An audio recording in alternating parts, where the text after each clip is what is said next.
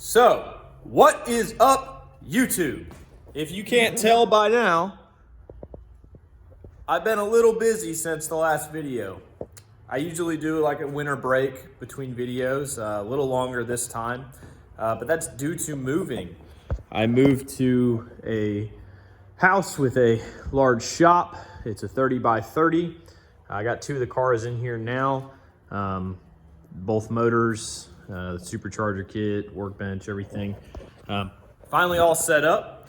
Been breaking into the race car, but on this video, we're gonna go through pulling the window out of the race car, shipping it off to go get the cage done, and then hopefully, if time allots, we'll go through the competition cage that's in there so we can do our competition license this year in 2021 to get road racing against other people. It's time to get past that HPDE stuff and actually put the pedal to the metal, so to say, on some road racing wheel to wheel. So, quick highlight, we got the dash out. It's all one piece. Passenger seat, the rear harness bar that we built last year out. Car's pretty much been stripped already. I need to call the guy to see if I need to take any of the HVAC system out for him to do the cage and see if there's anything else. On the list is the front windshield, the rear glass, as well as the side door, cutting the inner skin out, getting the motor out, getting the glass out. So that is the plan for this video. So stick along and we'll tear into this 05 Mustang on getting it cage ready, so to say. So you might be asking, Alex, do you really know how to remove a window? The answer is no, but I did go to Harbor Freight and buy this tool, and I watched a YouTube video of somebody doing it. So I feel more than qualified than most people. You know, I think I'll probably shatter this windshield and this rear glass, but it'll be okay. So we're gonna give this a shot. There's a video if you wanna check out how to do it. You basically use this to poke through the urethane. I already poked a hole through here, but I gotta wire the wire through, and then you use the wire kind of as a saw to get it through. So let's give it a shot and see what happens. So lo and behold, I don't really know what I'm doing when it comes to taking the glass out. I might give it another try. I probably shouldn't have started in the middle or the back glass. Need to look up some more tips and tricks. But since I kind of gave up on that, I moved on to the door. We got to get the door skin out, so I pulled the door off, took the window and the regulator out. We're gonna do the same thing on the driver's side. But essentially gonna mark up this door, cut out the bottom here, cut out the top, cut out this inner skin, so we can put some petty bars or X bars, or basically bars that come out into the outer skin of the door, making it a little bit safer from a side impact perspective. So let's get cutting on that. All I did was pull the harness out of where the harness comes through here, the two bolts, and took the door off. Pretty straightforward. I think I did that in another video where we put the fender and door on. But essentially, like I said, let's get marking and cutting this door panel.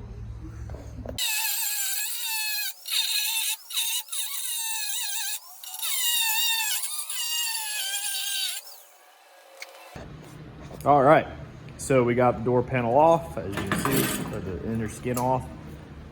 Pretty straight lines, looks pretty good. As I said, the doors will, the cage will protrude into this door skin here.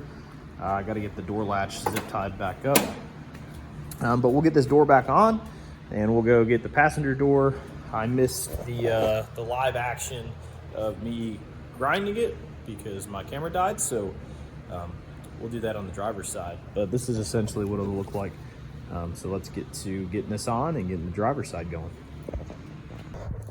So we got the car back, borrowed Brian's trailer, hooked it up to the Silverado, and got the car back from the shop. You can see the cage through the back, but let's get into it. I'm gonna pull the car out now. No winch, just a big push. Let's see how it goes. All right, was able to get it out. Let's check it out. So it's a 6-point cage with the X brace in the middle. NASCAR door bars that fit into the door. Very nice. So protect a little more for side impact going into the door skin. Hopefully we don't have that, but guy did a great job. It was Top Fab Garage in Buford. I mean, the welds are just, they're beautiful. I mean, check that out. So did a great job. Fully custom cage, no kit, no anything. So now the fun part of pushing the car back into the shop, and then cutting the dash, getting the dash back on, putting it all back together, and hopefully we can get it fired up. So let's get working on that. All right, we got the car in the garage. We got some paint thinner. We got some hammered Rust-Oleum, and it's time to paint the cage. So you can see it's raw metal now, and hopefully we come back and the cage is nice and black. So let's hit it. All right, so an update on the race car. We got the dash in, as you can see. It was quite the struggle. Most people, I went to a American Iron race or a NASA race on Saturday, and I took a look at everyone's cages, and mine is slightly different. A lot of people take this door bar or this A-pillar bar and bend it down around the dash because the dash bar is actually bolted. It's hard to see there. Maybe you can see from the top. It's actually bolted right along here. So that was a pain.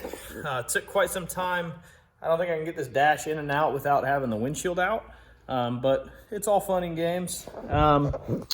I got the dash all the way in, clusters back in, car actually starts. So all the wire cutting I did didn't break anything. We got the passenger and the driver airbags out because, you know, we don't need those where we're going. And essentially the next steps are to get, well, I guess, you know, the cage is painted now. Forgot to mention that. So I did that hammered paint on there. It looks pretty good. It's like kind of a semi-gloss type deal. Looks really good in there. So it actually turned out really well. He tucked this cage really well. I mean, back here you can't even see the top bar. And with the way I cut the dash when the door's closed, it looks pretty good. Don't worry about this mirror that fell off. So next steps, we got to get the seat in. We got to continue to get the interior put back together, so both seats, and then have the windshield guy come out. But I did have an issue while the car was sitting. We had a brake caliper spring leak, but don't worry, we went out to Advanced Auto Parts and got a new caliper. And there's some more parts over there in boxes from Summit. You know, shout out to Summit Racing Equipment. So we're gonna get the interior back together. We're gonna get the brake caliper on, and then in the next video we'll probably jump into what we got from Summit and some of the safety upgrades that we have to do. So let's get everything in, and then I'll show you that, and then we'll close out. All right, so car is back together. Got the seat in, got the belts in, got the dash all together. Car runs. We're about to just, you know, take it up the street, get some gas, make sure the car still runs before we finish out the rest of it. The guy for the windshield should be here this week, so instead we're just gonna put the helmet on and put the visor down. But let's go drive to the gas station, make sure this thing still runs. All right, so we made it to the gas station. It's a little weird driving without a windshield, but here we are, and I'm gonna end it off here. Thank you guys for watching, and let's go open some more boxes and install some more parts.